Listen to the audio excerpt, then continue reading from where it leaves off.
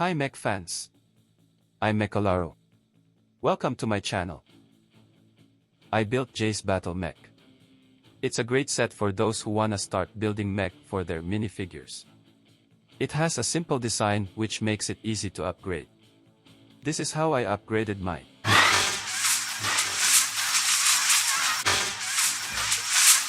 I really like how this turned out. It got that battle-ready vibe. It's a bit taller than the original design but still looks unique compared to the bigger elemental mech sets. It has great knee articulation to allow various action poses. The hip still has wide range of motion coupled with ball-jointed ankles. I improved the elbows and gave it wrist swivels. The shoulder armor can be adjusted too. I improved the backpack by adding a weapon storage and thrusters. Let's build it. If you enjoyed this video, please subscribe for more LEGO Mech content. Don't forget to hit the notification bell to stay updated on my latest guides. Thank you for your support. I went with a reverse knee joint to add more mechanical vibe to the build. I used the dark blue color for the foot. You may swap the slope pieces with 1x4 slopes. I didn't have those, so I went with these. The modified brick was perfect to hold the sides and has a hole to attach the ball joint. For the knees, I went with a clip design. It's more stable and still provided the required range of motion. You may replace it with the same ball joint used for the foot. The lower leg is simple yet it looks strong enough to support the mech.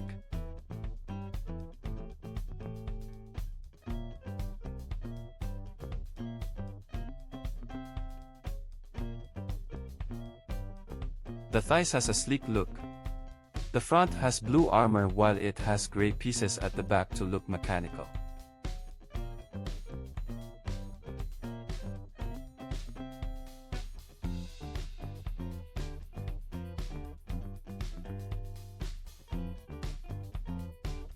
The length of the legs are just right for the build. It's simple yet it allows the mech to do lots of action poses. Mirror the steps for the other side. For the waist, I didn't want to use the 1x2 plate with ball joints that came with the set. I felt it was too narrow for my build. I used a modified brick with 2 hollow studs at the sides so I can add more details to the hips. The round studs makes it look more mechanical. You may use the waist from the original design and add the front armor to save pieces.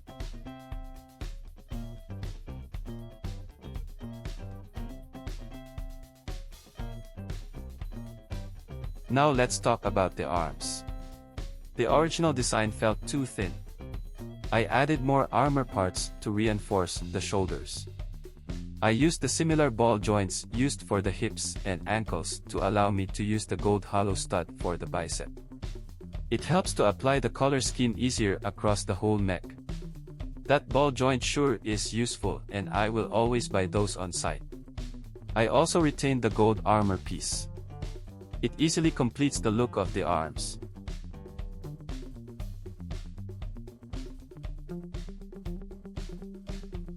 I knew I wanted to add a wrist swivel to maximize the possibility of the build.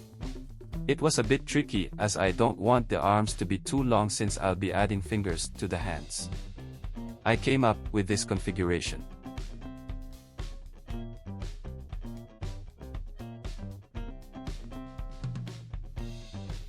I went with a 3-finger hand design. The fingers can be posed separately. The hands can still hold the weapons due to the clip in the center of the palm.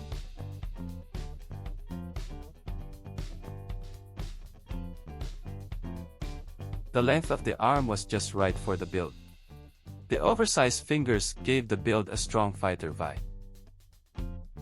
Mirror the steps for the other side.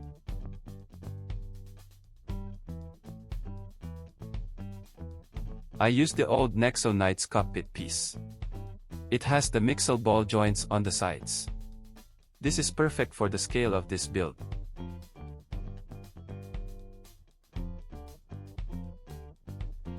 I kept the clips to store the minifigure swords to the back. I added thrusters too.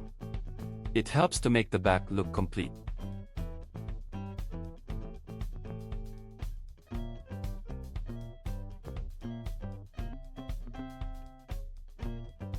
I don't know why LEGO sometimes don't add weapon storage for the mech.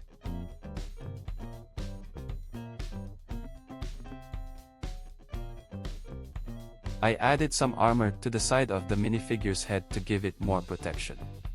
The added bulk also fits the new shoulder armor. For some reason, the way the minifigure swords are stored has grown on me. I didn't like it at first, but it looks great now.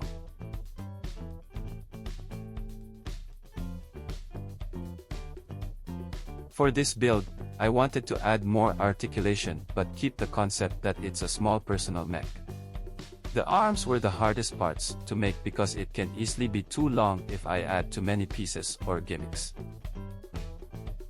I kept the original design of the weapon.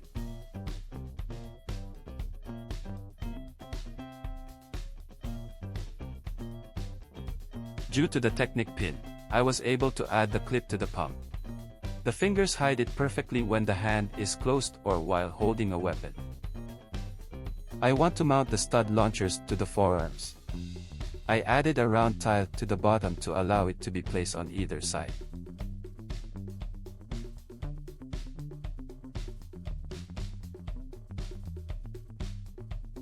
Just remove the gold ingot piece to expose the stud.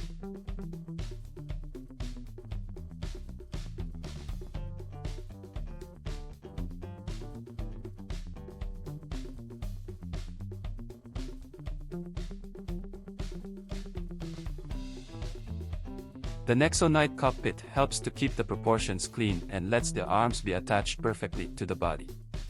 I know this has become a rare piece now, so I made another version that uses the new cockpit piece.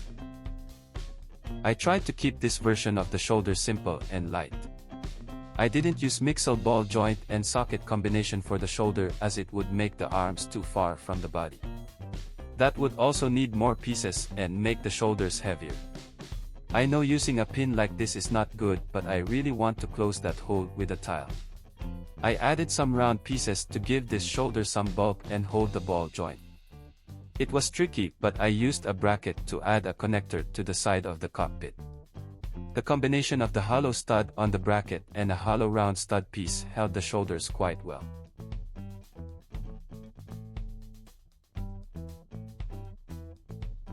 Mirror the steps for the other side.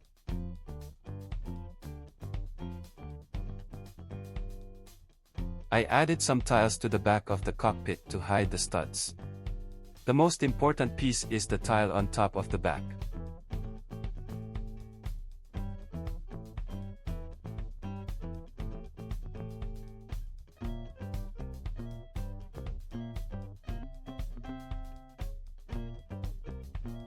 I used the same backpack from the earlier version.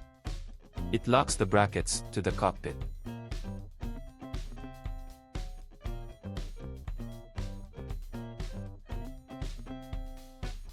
I also added the same shoulder armors to save pieces.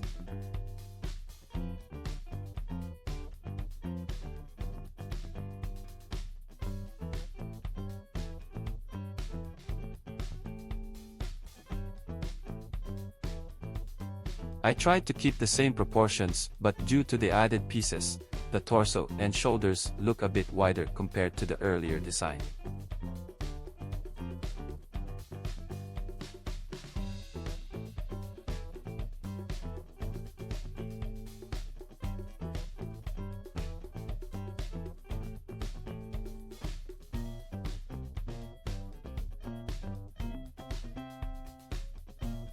The articulation is a bit reduced, but it can still do great action poses.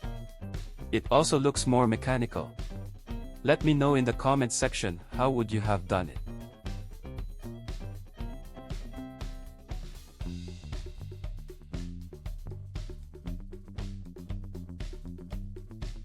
If the ball joint tends to pop off too much, you can remove some of the rounded tile to let the bar of the ball joint connect to the modified brick in the shoulder.